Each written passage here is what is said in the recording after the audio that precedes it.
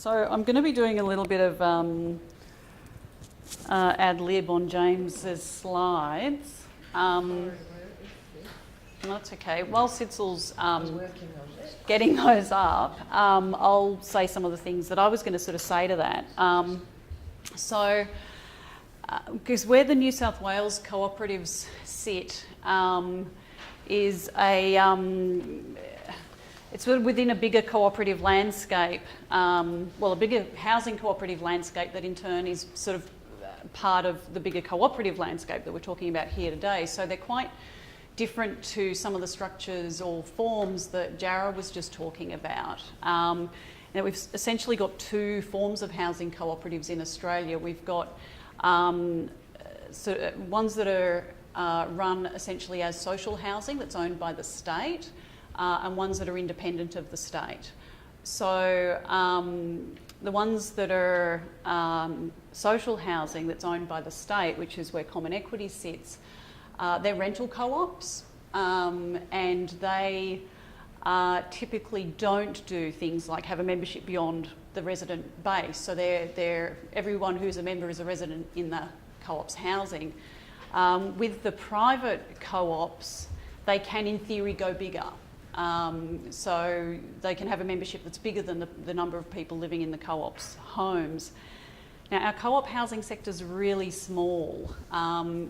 We're working at the moment, Sitzel, Joanne, Neil Perry, Emma Power and myself on a project that Common Equity are partners on that's looking at how our sector, what it looks like compared to international sectors, because there's incredible diversity internationally when you look in the housing sector, as Joe and Sitzel can attest from putting the review together on some of the international sectors. Incredible variability in what the housing co-op sector can do and the scale that it can get to, sort of 20% of market in some international countries compared to less than 1% here in Australia. And most of that is rental housing that's owned by the state, and most of that's in Victoria. So we're sort of looking at a subsection of a subsection, but with a view to how can the sector grow? Why is our co-op sector so small? And how can we actually make it larger?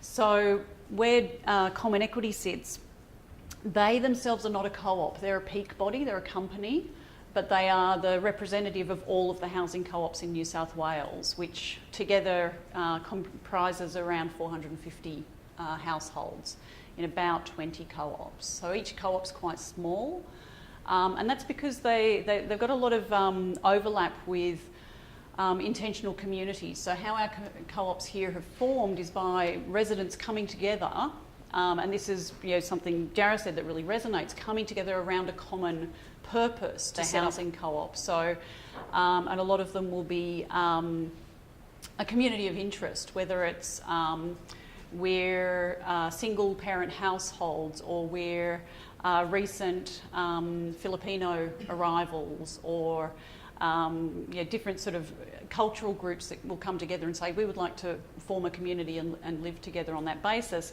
And then prior to Common Equity, which is quite young as a company, the state would build the homes or find the homes in response to that community saying what it was they needed. So it's sort of like almost a state-based deliberative development model, along the lines of what we're now seeing through Nightingale, those sorts of things. So it's sort of like a proto version of that, but the state still holds title, or in this case now Common Equity. Head leases from the state, has an arrangement with the co-op, and the co-op does its own repairs and maintenance. It collects its own rent, it makes decisions around tenancy, but it does a rent split with Common Equity, which then does the big repairs and maintenance. So the big cyclical stuff, kitchens, roofs, things like that, but then also builds more co-ops. So it's an interesting sort of hybrid structure where you've got the individual co-ops being sort of stewarded by this parent peak body organisation, which can then expand on its behalf.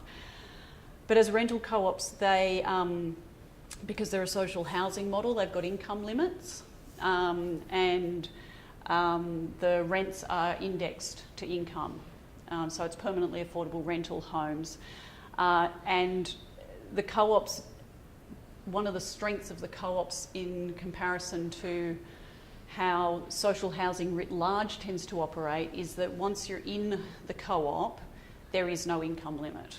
And that's unique to New South Wales. So because the co-ops existed before the regulation of the community housing sector. So they're sort of they're a special case. They kind of get their own treatment. So they've got a bit more flexibility in what they can do than other community housing providers because of that legacy. So they've got a requirement that 65% of their tenants meet public housing income limits, which are quite low, and the other 35% used to be unlimited. They used to be able to just go put it out to anyone. Since becoming regulated as a housing provider, that 35% have got to meet community housing income limits, so it's a little bit lower. But once you're in, if you win the lottery, what have you, that's fantastic. It doesn't mean you then have to move out of that housing, which is a very different situation to a lot of our community housing. So that's the me bit. So I'll show you some of James's later slides, and then I'll talk a bit about the research that we're doing. So, hi, I'm James. So as I was saying, we can have quite big sectors, and the main question of the research we've been doing is A, what value do the co-ops generate? And thinking about value in incredibly broad terms, and B, how do we grow and diversify the sector, given at the moment it's quite small and it's quite sort of monolithic in its tenure form. What I want to get to is, this is James' exciting news flash about our report. New international review shows what Australia can learn from the rest of the world about fixing the housing. Dang it, I love it. I love it. We were far more demure in our report. It's like, go James.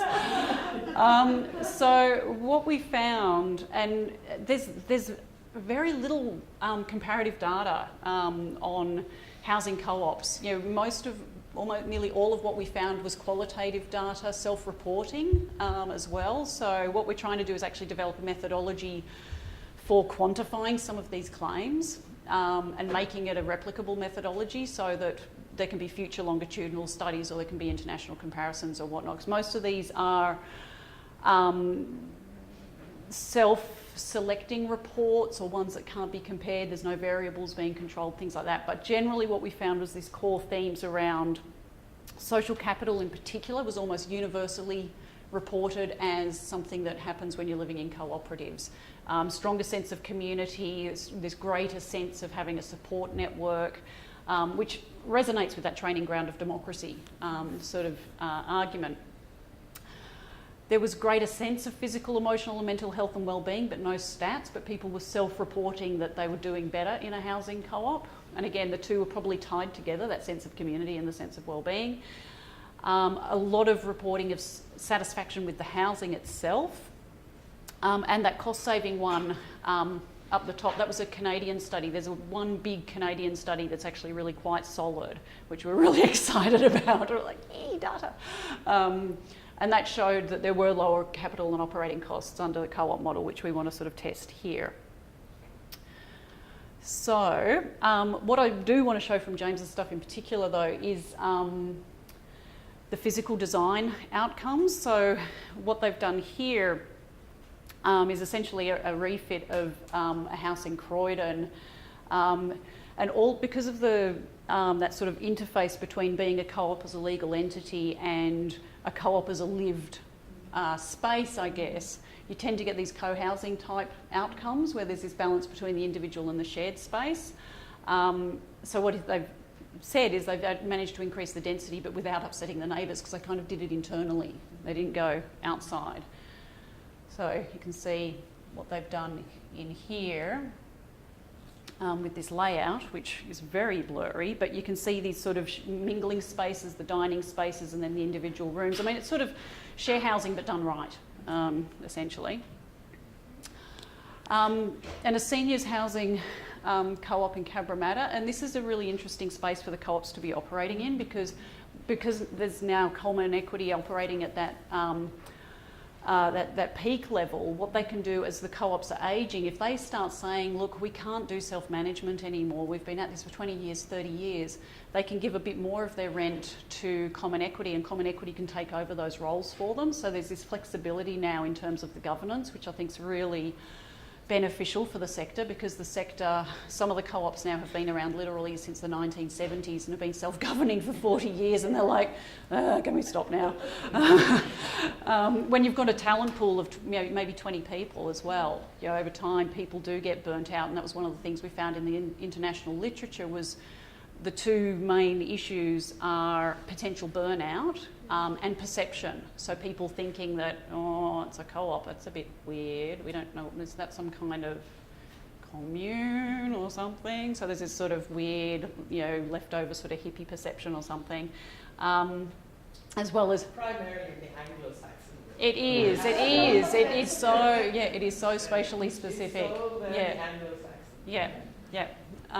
Because, Sid can talk about the Scandinavian sectors, which are a totally different creature. It's incredible. Anyway, I'm diverging. So what he's saying is you can accommodate people in a way that promotes social connection. So that whole ageing in place and getting and addressing issues of loneliness and people feeling that they don't have access to social networks is a really awesome thing that co-ops are able to sort of speak to.